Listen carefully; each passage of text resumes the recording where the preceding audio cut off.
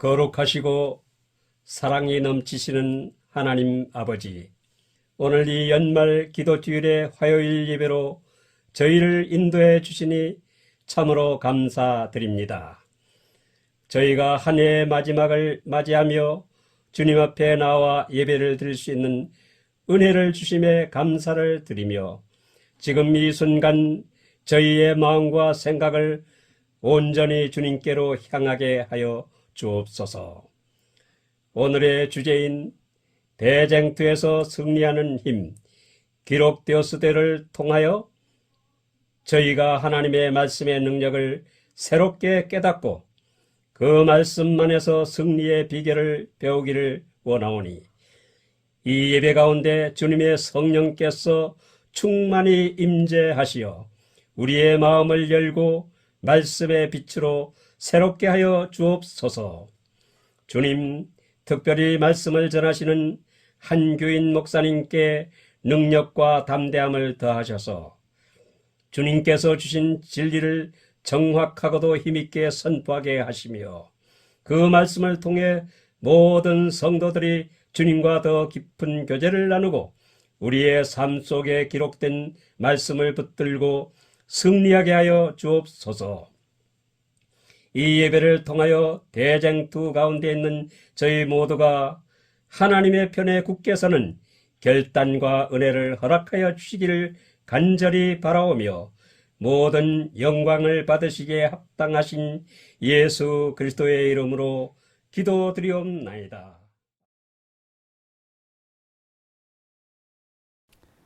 안녕하십니까 성도 여러분.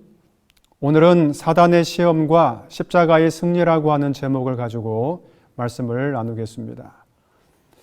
오늘은 십자가를 지시기 전에 있었던 광야에서의 시험과 가이사랴 빌립보에서의 사건, 그리고 베드로의 실패와 회복에 대해서 알아보고 오늘 우리들이 이 마지막 시대에 어떠한 자세로 살아가야 할지 살펴보고자 합니다. 사단은 여자의 후손이 자신의 머리를 상하게 하지 않게 하려고 아벨을 제거하려고 했지만 셋의 후손을 통하여 하나님의 백성이 계속 이어지는 것을 보았습니다. 다윗을 제거하려고 하였지만 그것도 성공하지 못했습니다. 사단은 아예 민족을 멸절시키기 위하여 아각의 후손 하만을 사용하기도 하고 셀류쿠스의 왕조 안티오쿠스 4세 에피파네스를 일으켜서 성소 제도를 허물어뜨리려고도 하였지만 여의치 않았습니다. 시간이 흐른 후 드디어 때가 찼고 하나님께서 그의 아들 예수 그리스도를 보내셨습니다. 예수님의 탄생을 하늘의 천사들도 주시해서 봤지만 그에 못지않게 사단도 예의주시해서 봤습니다. 왜냐하면 자신의 머리가 언제 상하게 될지 알지 못하기 때문입니다. 그런데 그날이 왔습니다. 사단은 아주 좋지 않은 소식을 들었습니다. 그것은 바로 침례 요한의 입에서 나온 말이었는데 요한복음 1장 29절입니다. 이튿날 요한이 예수께서 자기에게 나아오심을 보고 이르되 보라, 세상 죄를 지고 가는 하나님의 어린 양이로다. 침례 요한이 말한 어린 양의 하나님의 어린 양은 우리들에게는 복음의 소식이지만 사단에게는 대단히 치명적인 말이었습니다. 어린 양은 성소 봉사에서 희생 제물을 의미했습니다. 이것은 죄를 사하는 것을 의미하기도 한 것입니다. 사단은 침례 요한이 어떤 인물이며 어떤 사명을 가진 자인지 잘 알았습니다. 하나님으로부터 보냄을 받은 가브리엘이 침례 요한의 아버지 사가랴에게 앞으로 태어날 아이는 엘리야의 심령과 능력으로 주 앞에 앞서가서 아비의 마음을 자식에게 거스리는 자를 의인의 슬기에 돌아오게 하고 주를 위하여 세운 백성을 예비할 것이라고 했습니다. 그리고 마태복음은 예수님이 침례 요한에게 침례를 받으러 나오시기 전에 요한에 대해서 이렇게 말합니다. 저는 선지자 이사야로 말씀하신 자라. 일러스되 광야에 외치는 자의 소리가 있어 가로되 너희는 주의 길을 예비하라. 그의 첩경을 평탄케 하라 하였느니라. 정리하면 침례 요한은 주님 앞서 주의 길을 예비하며 그의 길을 닦아 놓을 사람이라는 것입니다. 그런 그가 예수 그리스도를 보고 하나님의 어린 양이라고 선언하였을 때 사단이 갖게 될 두려움과 불안함을 우리는 충분히 상상할 수 있습니다. 그리고 예수님이 침례 요한에게 나아가 침례를 받았을 때, 그리고 하늘에서 이는 내 사랑하는 아들이요 내 기뻐하는 자라는 음성을 듣게 되었을 때 사단은 일어나지 말아야 할 최악의 시나리오를 봤던 것입니다. 다시 말하면 침례 요한의 선포와 하늘의 음성을 종합하면 예수 그리스도는 하나님의 아들이시며 동시에 그분은 세상 죄를 지고 가는 어린 양이었던 것입니다. 이제 사단은 두 가지 전략으로 메시아를 시험하려고 했습니다. 첫째는 그리스도가 희생제물로서 죽는 것을 막는 것이었고, 다른 하나는 정말로 죽으신다면 희생제물로서의 자격을 갖추지 못하게 하는 것이었습니다. 이러한 대결의 장소는 광야에서 벌어졌습니다. 첫 번째 시험입니다. 사단은 예수님이 광야에서 40일 동안 금식하는 모습을 지켜봤습니다. 예수께서 기진맥진한 상태로 지쳐 있을 때 사단은 나타나서 내가 만일 하나님의 아들이여든 명하여 이 돌들이 떡덩이가 되게 하라고 이야기합니다. 사단은 주변에서 흔히 볼 수 있는 것을 가지고 시험합니다. 예수께서 시험을 받으셨던 곳은 유대 광야이었는데 그곳에는 돌과 바위가 아주 많은 건조한 지역이었습니다.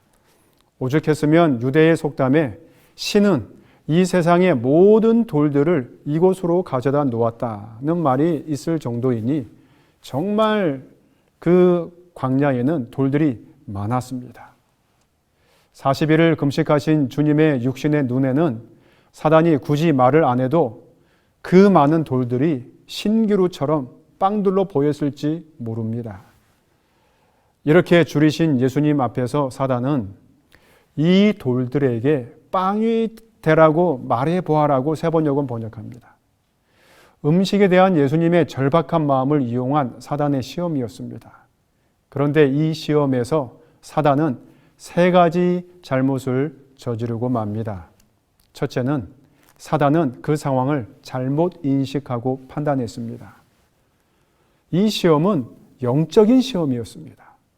비록 육신적으로는 주님은 지치셨지만 40일간 금식을 통하여 영적으로는 충만한 상태였습니다. 영적으로 이보다 더 건강할 수 없었습니다. 40일간 하나님과 교통하면서 말씀으로 충만한 상태였습니다. 그러니 사단이 잘못 건드린 것이죠. 예수님은 어떠한 시험에도 이겨낼 수 있을 만큼 영적으로 충만해 있었고 성령으로 충만하였습니다. 그런데 사단은 이것을 생각하지 못했던 것입니다. 둘째는 의구심과 불신을 갖게 하는 방법을 사용하였습니다. 내가 만일 하나님의 아들이거든, 내가 하나님의 아들인지 아닌지 증명해 보라는 것입니다. 말로만 하지 말고 직접 보여주라고 하는 것입니다. 하지만 이것은 일고의 가치도 없는 일입니다. 불과 얼마 전 주님께서 침례를 받으셨을 때 이미 하늘에서는 예수 그리스도가 하나님의 아들이라고 선언하셨습니다. 여러분, 진리가 무엇입니까? 진리는 하나님께서 선언하신 것이 바로 진리입니다. 하나님께서 말씀하신 것이 진리입니다. 사단은 예수님을 시험할 때 너무 고전적인 방식을 가지고 접근하였습니다. 너무 구태의연한 방법으로 들이민 것입니다. 그런데 이런 방식이 옛날에는 통했습니다. 하와에게 사단이 시험을 할 때 하나님이 참으로 동산의 모든 과실을 먹지 말라고 하시더냐? 라고 했습니다. 하나님께서는 동산의 모든 실과를 다 먹되 동산 중앙에 있는 실과만은 먹지 말라고 하셨습니다. 사단은 항상 우리들에게 말을 걸 때 우리가 의구심을 갖도록 만들려고 합니다. 하나님이 계시다면 이런 일이 일어날 수 있었겠어? 하나님은 선하신데 왜 이런 나쁜 일이 일어나는지 한번 생각해 봤어?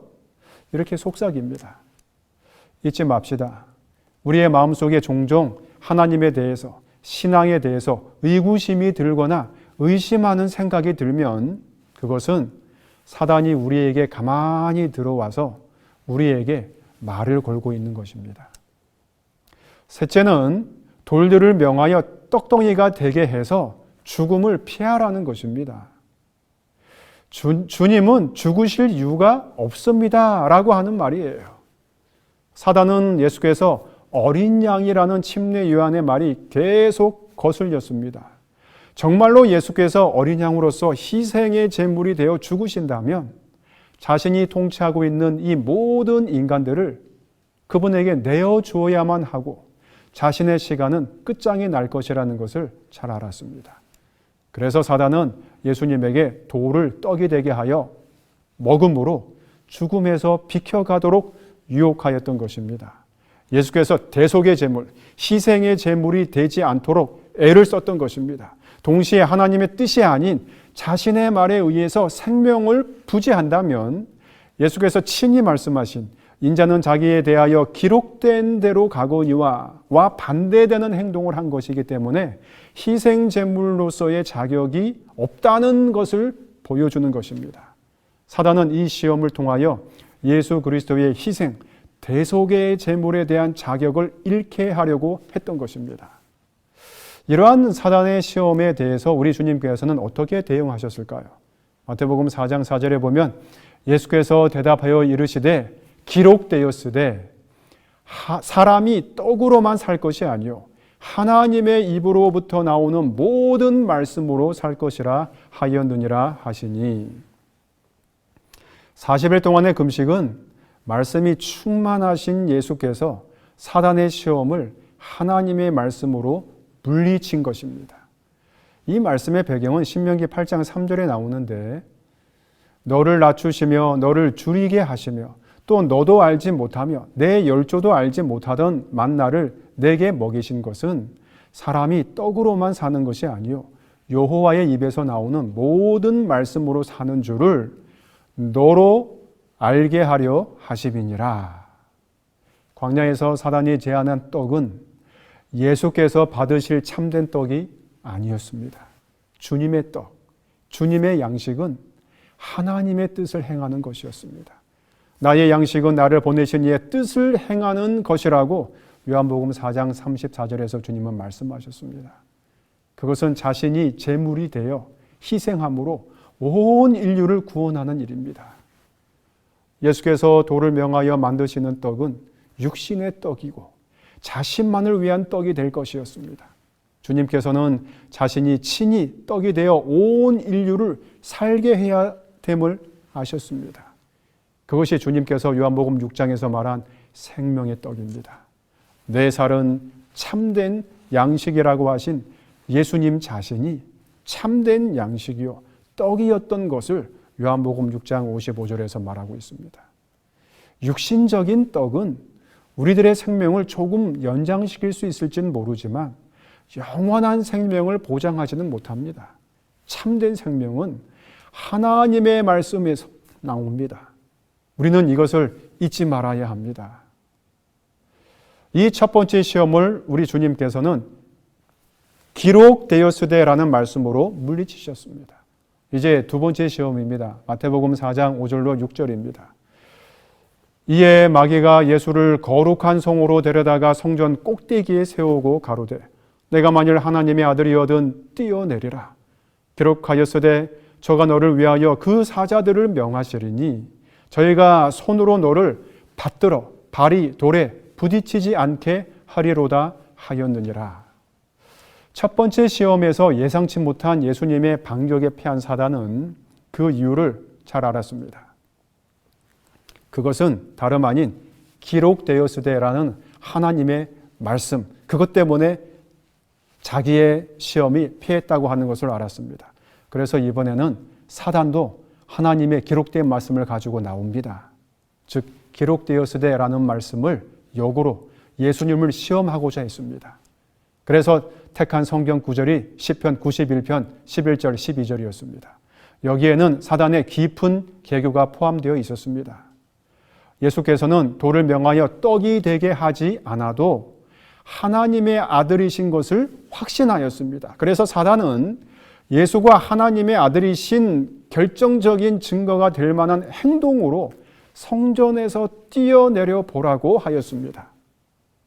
내가 정말로 하나님의 아들이신 것을 확신하면 뛰어내려 보라. 그리하여 내 자신이 메시아됨을 공개적으로 모든 사람 앞에서 보이라는 것입니다. 왜냐하면 그 당시의 랍비들은 메시아이신 왕이 자신을 드러낼 때에는 그는 성소의 지붕 위에 임하여 설 것이다 라고 가르쳤기 때문입니다. 그렇게 뛰어내려도 천사들이 너의 발을 붙들어서 죽게 하지 않을 것이라고 말하면서 시편 91편을 적용하려고 했던 것입니다. 그런데 이 구절의 전체 문맥을 자세히 살펴보면 하나님께서 그분의 날개 아래 거하지 아니하는 모든 길에도 사자들을 명하사 그 손으로 너를 붙들어 발이 돌에 부딪히지 않게 하시겠다고 하신 말씀이 아니에요. 시편 91편 11절 11절에 보면 저가 너를 위하여 그 사자들을 명하사 내 모든 길에 너를 지키게 하심이라. 저희가 그 손으로 너를 붙들어 발이 돌에 부딪히지 않게 하리로다. 그런데 그 모든 길을 가는 자는 91편 1절에 나와 있는데 지존자의 은밀한 곳에 거하는 자입니다. 그리고 전능하신 자의 그늘 아래 거하는 자입니다. 9절에서 더 자세하게 말하는데 그 사람은 지존자로 거처를 삼은 자입니다. 표준세 번역은 가장 높으신 분을 너의 거처로 삼았다고 했습니다. 그러므로 하나님의 은밀한 곳에 거하는 자가 받을 은혜를 이렇게 이야기한 것입니다. 지존자로 거처를 삼은 자를 하나님께서는 발이 돌에 부딪히지 않게 하실 것이라는 약속입니다. 그런데 여기에 깊이 생각할 문제가 있습니다. 두 번째 사단의 시험은 어린 양 대신 예수 그리스도의 사명과 깊이 연관되어 있는 시험입니다. 광야에서 패한 사단은 이제 예수님을 거룩한 곳 성전으로 데려갔다고 말합니다. 거룩한 곳이 어디입니까? 마카베오 시대에 사용했던 동전에는 예루살렘 거룩한 곳이라고 하는 명각이 새겨져 있었습니다. 그리고 현재 예루살렘을 가리키는 아랍어 이름은 엘 쿠즈 이렇게 되어져 있는데 곧 거룩한 곳이라는 것입니다. 성전을 나타내는 말로 헬라어에는 두 가지 단어가 있습니다. 히에론과 나우스입니다. 그런데 각각 의미하는 바가 다릅니다. 히에론은 주로 성전 전 지역과 그 안에 있는 모든 건물들을 다 지칭할 때 사용하는 용어였고, 나우스는 지성소와 성소로 이루어진 성전을 주로 가리켰습니다.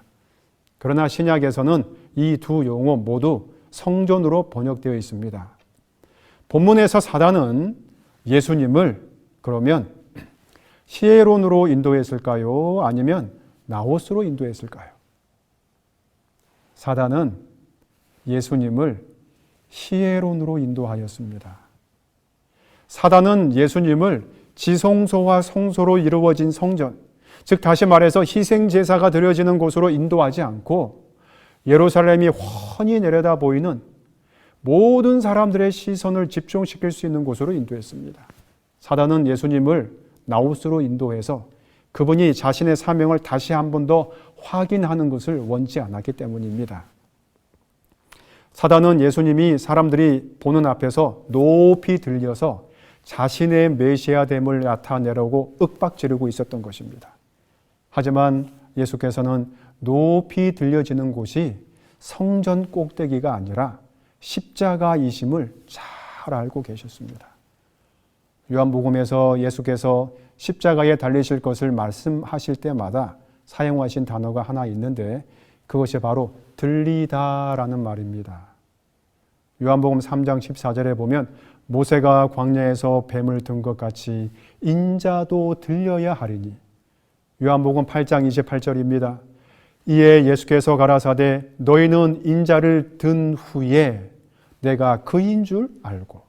요한복음 12장 32절 내가 땅에서 들리면 모든 사람을 내게로 이끌겠노라 하시니. 이 세 구절에서 모두 들리다라는 헬라어 힙소가 사용되었습니다. 요한복음에서 이 들리다는 표현은 언제나 예수 그리스도의 십자가의 죽음, 즉 대속의 죽음, 대속의 제물을 언급하는 데 사용되었습니다. 그러나 사단은 이러한 대속의 죽음으로 들리지 말고 다른 방법, 훨씬 멋있고 훨씬 폼나는 방식으로 성전 꼭대기에 높이 들려 뛰어내림으로 모든 사람을 당신에게로 이끌라고 시험을 했던 것입니다. 사람들로부터 존경도 받고 쉬운 방법으로 문제를 해결하라는 것입니다. 즉 대속의 죽음을 죽지 말라는 것입니다. 사단은 예수님이 이 희생의 죽음을 어떻게든 피해가도록 시험을 하고 있었던 것입니다. 그리고 당신이 뛰어내리면 하나님께서 천사를 명하여 당신의 발이 돌에 부딪히지 않도록 하실 것이라는 것을 말하면서 당신은 결코 죽을 수 없는 존재라는 것을 암시하였습니다. 이러한 사단의 시험에 대해서 우리 주님께서는 어떻게 답변하셨습니까? 7절에 보면 주 너희 하나님을 시험치 말라. 하나님의 약속을 인간의 이기적 야망과 흥미거리로 만들지 말아야 함을 보여주신 말입니다. 주님은 성전에서 뛰어내리는 방법으로 자신이 하나님의 아들이라는 것을 증명하려고 하지 않았습니다. 우리는 하나님을 시험하지 말아야 합니다. 그분의 말씀을 믿고 우리가 해야 할 일은 어떻게 하나님께서 그것을 이루시는지 지켜보는 것입니다. 시대의 소망 125쪽에서는 이렇게 말합니다. 우리는 하나님께서 당신의 말씀을 성취시키시는지의 여부를 입증하기 위해서가 아니라 그가 그 말씀을 성취시키실 것이기 때문에 간구해야 한다. 그가 우리를 사랑하는지를 입증하기 위해서가 아니라 그가 우리를 사랑하시기 때문에 간구해야 한다. 얼마나 귀한 약속의 권면인지 모르겠습니다. 이제 세 번째 시험으로 가보겠습니다. 마태복음 4장 8절 9절에 보면 마귀가 또 그를 데리고 지극히 높은 산으로 가서 천하 만국과 그 영광을 보여 가로되 만일 내게 엎드려 경배하면 이 모든 것을 내게 주리라. 이제 사단도 자신의 모든 것을 걸고 예수님을 시험합니다. 누가복음에서는 절하면으로 되어 있지만 사실상 원어는 경배하면, 예배하면이라는 말에 프로스퀴네오를 사용합니다. 마태복음과 누가복음 모두 이 단어를 사용합니다. 엎드리는 행위는 완전한 복종과 충성의 표시입니다. 그리고 이것은 단순히 엎드려 절하는 의미 이상으로 경배와 예배에 관한 문제입니다. 예수께서는 그분께서도 말씀하신 것처럼 하나님의 일을 하시기 위하여 온 것이지 사단에게 경배하기 위하여 온 것이 아닙니다. 사단이 주님께 보여준 영광은 정치적인 메시아로서의 역할을 기대하는 영광이었습니다. 모든 이스라엘 백성들이 이 시험에 물들어 있었습니다. 그들은 메시아가 이 세상에서 정치적인 역할을 감당하기를 기대하였습니다. 사단이 시험을 한 것은 피 흘리는 희생 제물, 즉 죽음으로 세상을 얻는 고통스러운 일을 하지 말고 쉽게 이 세상을 가져가라고 유혹을 한 것입니다. 그러나 예수님은 그러한 제의를 받고 제일 먼저 하신 말씀이 사단아 물러가라 였습니다. 예수께서는 이 시험하는 자가 사단이라는 것을 알아차리셨습니다. 사단은 항상 하나님의 길과 반대되는 길을 인간에게 제시해 왔습니다. 사단은 항상 자신의 길과 하나님의 길을 섞어 놓아서 인간이 그 길을 분간하지 못하도록 해왔습니다. 그래서 그리스도인들에게는 거룩이 필요한 것입니다. 거룩은 하나님의 길과 사단의 길을 분명하게 구분하는 속성을 가지고 있습니다. 거룩은 구분하고 구별하는 것입니다. 거룩은 하나님의 말씀과 사단의 말을 구분하는 것입니다. 거룩은 안식일 날만 구분하고 구별하는 것이 아닙니다. 그래서 하나님께서는 너희는 거룩하라. 나 여호와 너희 하나님이 거룩함이니라고 말씀하셨습니다. 우리가 이 세상에서 사단의 유혹과 시험을 물리치려면 거룩해야 합니다. 선과 악의 라인을 분명하게 보아야 합니다. 사단만 물리치는 것으로 충분하지 않습니다. 예수께서는 사단을 물리치고 이렇게 말씀하셨습니다. 주 너희 하나님께 경배하고 다만 그를 섬기라. 하나님을 경배하고 섬기는 것이 결국 대쟁투의 핵심 기별입니다. 주님께서는 광야의 시험에서 말세를 만날 우리에게 대쟁투에서 승리하는 비결을 말씀하여 주셨습니다. 예수께서 사단의 세 가지 시험에서 모두 승리하신 비결은 기록되었으되 라는 하나님의 말씀과 하나님께 경배하고 다만 그를 섬기라는 것이었습니다. 이것을 정리하면 사단의 세 가지 시험을 통하여 우리가 알 수 있는 바로 그것은 사단은 그리스도께서 희생의 제물로 죽기를 바라지 않았다는 사실입니다. 그러면 사단은 광야에서 패한 사실을 인정하고 주님을 완전히 떠났을까요? 그렇지 않습니다. 사단은 어떻게 해서든지 예수님이 희생제물로 돌아가시지 않도록 하는데 그의 노력을 포기하지 않습니다. 마태복음에서는 마귀가 예수를 떠났다고 기록했지만 누가복음은 조금 더 구체적으로 그 기간을 언급합니다. 누가복음 4장 13절에 보면 마귀가 모든 시험을 다한 후에 얼마 동안 떠나니라. 사랑하는 성도 여러분, 얼마 동안이라는 말에 유의해 보도록 합시다. 사단은 시험에서 패한 후 예수님을 영원히 떠나가지 않았습니다.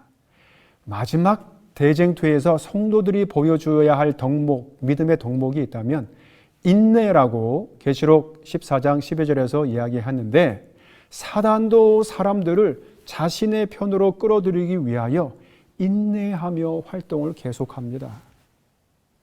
우리가 때로는 신앙에서 사단의 유혹을 물리치고 승리할 때가 있습니다. 모든 것을 희생하면서까지 안식일을 고수할 때가 있지 않습니까? 그러면 우리들은 승리의 계가를 부릅니다. 사업처에서 불이한 이익을 마주할 때 우리는 비록 손해를 보더라도 사단의 유혹에 굴복하지 않고 하나님의 말씀에 굳게 설 때가 있지 않습니까? 그러면 우리들은 승리의 계가를 부릅니다. 하나님 감사합니다. 제가 승리했습니다. 감사합니다. 그러나 사단은 이러한 우리들의 기쁨과 환호를 보고 가만히 있습니다. 그리고 이렇게 속으로 말합니다. 그래, 지금은 얼마든지 즐겨라. 지금은 너의 시간이다. 그러나 나중에 두고 보자. 이것이 바로 광야에서 예수님께 패하면서 사단이 보인 행동입니다. 마귀가 모든 시험을 다한 후에 얼마 동안 떠나니라. 그래서 우리는 신앙에서 승리할 때 조심해야 합니다. 사단의 쟁투에서 일시적으로 승리했다고 도취하면 안 됩니다. 주님께서는 항상 깨어 있으라고 말씀하십니다. 마지막 때에는 더 근신하고 깨어 있어야 합니다. 사랑하는 성도 여러분, 지금은 우리 주님께서 오시기 직전 마지막 때입니다. 항상 깨어 있는 주님의 남은 백성이 되시기를 간절히 바랍니다. 마귀가 모든 시험을 다한 후에 얼마 동안 떠났다고 했는데 그러면 얼마 동안을 말하는 것입니까? 누가복음에서 언급한 얼마 동안은 예수께서 광야에서 시험을 받으시고 난 후 대략 2년 후인 가이사랴 빌립보라는 곳에서 일어난 때입니다. 왜냐하면 예수께서 AD 27년 가을쯤 시험을 받으시고 이 사건은 AD 30년 여름쯤에 일어났으므로 대략 2년 이상의 기간이 흐른 후 어느 때입니다. 가이사랴 빌립보 지방은 예수께서 빌립의 영토에 발을 들여놓은 단 한 번의 여행이었습니다. 그러나 이곳에서의 사건은 후일 예수님의 십자가 사건과 가룟 유다가 예수님을 배반하여 판 사건을 다룰 때 매우 중요한 분기점입니다. 왜냐하면 이곳에서 예수께서는 제자들에게 사람들이 자기를 누구라고 하는지를 물었고 제자들에게도 자기를 누구라고 생각하는지를 물은 장소입니다. 이때 베드로는 예수님의 마음을 흡족하게 하는 말을 하였는데 주는 그리스도시요 살아계신 하나님의 아들이라고 말을 하였습니다. 예수께서는 이 말을 제자들과 함께 들으시고 제자들에게 자기가 그리스도인 것을 아무에게도 말하지 말라고 경고하셨습니다. 그리고 주목해야 할 대목은 마태복음 16장 21절입니다. 이때로부터 예수 그리스도께서 자기가 예루살렘에 올라가 장로들과 대제사장들과 서기관들에게 많은 고난을 받고 죽임을 당하고 제3일에 살아나야 할 것을 제자들에게 비로소 가르치시니, 즉 이때로부터와 비로소입니다. 이때로부터 주님께서는 비로소 그분의 죽음에 관해서 입을 열어 말씀하셨습니다. 마가복음에서는 이 말씀을 예수께서 더 강조하셨다는 것을 말합니다. 마가복음에서는 드러내놓고 이 말씀을 하셨다라고 마가복음 8장 32절에서 이야기합니다. 이 순간에 방금 전까지만 해도 주님을 살아계신 하나님의 아들로 고백했던 베드로가 주님의 죽음을 이해할 수가 없었습니다. 아니, 그러한 일이 일어나서는 안 된다는 맹목적인 사랑에 복받쳐서 주여 그리 마옵소서 이 일이 결코 주에게 미치지 아니하리이다 라고 말합니다. 표준사본역에서는 이렇게 이야기합니다. 주님 안 됩니다. 절대로 이런 일이 주님께 일어나서는 안 됩니다 라고 번역합니다. 다시 말하면 살아계신 하나님의 아들이신 당신께서 죽으셔서는 안 된다는 것입니다. 사단은 기회를 엿보고 있다가 베드로의 마음에 들어가 다시 예수님을 시험했던 것입니다. 그것이 그 얼마 동안이에요. 이 말은 예수께서 광야에서 사단의 시험을 받으실 때에 3번의 시험 속에 함축되어 있었던 의미였습니다. 예수님의 귓가에 이 말은 마치 굉음처럼 들렸을 것입니다.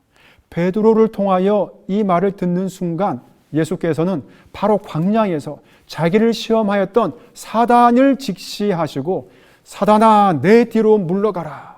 너는 나를 넘어지게 하는 자로다 라고 하신 것입니다. 사단은 광야에서의 패배로 완전히 물러나는 것이 아니라 계속해서 주님의 사명을 그치게 하려고 노력하고 있었습니다. 그는 이번에는 광명한 천사가 아닌 예수님의 제자들 가운데 한 사람, 그것도 수제자나 다름없는 베드로를 통하여 예수님을 시험한 것입니다. 그러나 이 순간에도 예수께서는 그 사단을 물러가라, 휘파고 라고 말씀하시면서 그 시험을 물리치셨습니다. 예수님은 광야에서 사단의 3번째 시험을 받으신 후에도 사단에게 물러가라, 휘파고 라고 말씀하셨는데 똑같은 말을 지금 이 가이사랴 빌립보에서도 말씀을 하고 계신 것입니다.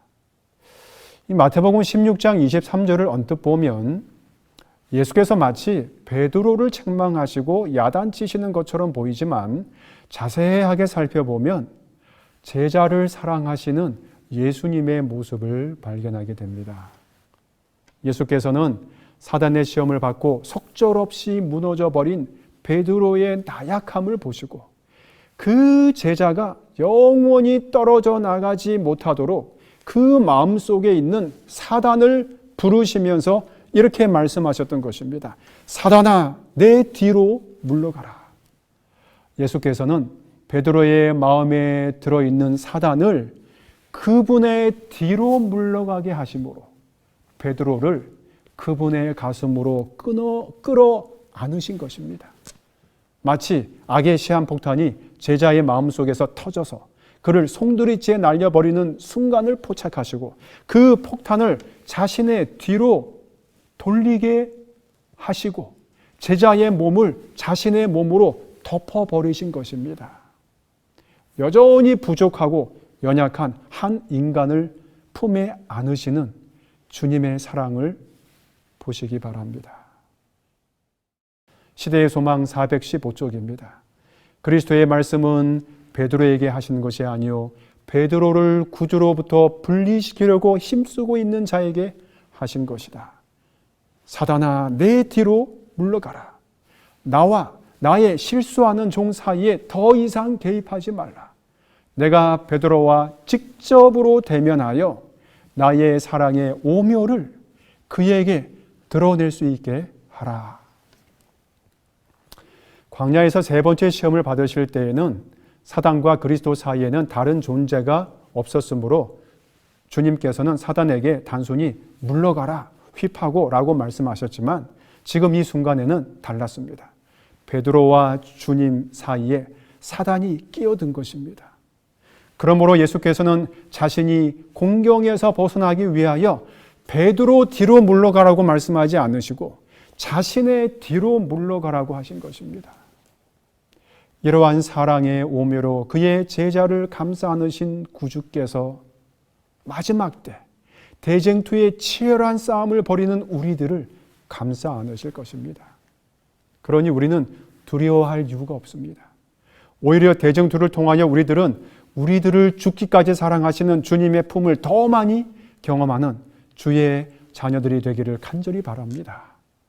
이러한 귀한 놀라운 은혜를 우리 모두가 다 경험하게 되시기를 간절히 바라면서 말씀을 마치겠습니다. 은혜로우신 아버지 하나님, 우리들을 살리시기 위하여 아들을 보내주시니 감사합니다. 사단이 그토록 치열하게 희생제물의 자격을 잃어버리도록 예수 그리스도를 시험하였지만 그때마다 우리들을 위하여 참으시고 시험을 물리치신 주님 감사합니다. 우리가 인생을 살면서 때때로 사단의 유혹에 흔들릴 때마다 우리들을 위하여 참고 승리하신 주님을 기억하게 하여 주시옵소서. 우리가 실수하더라도 우리들을 감싸 안으시고 사랑을 베풀어 주신 주님을 더욱 의지하며 살아가게 하여 주시옵소서. 예수님의 이름으로 기도하옵나이다.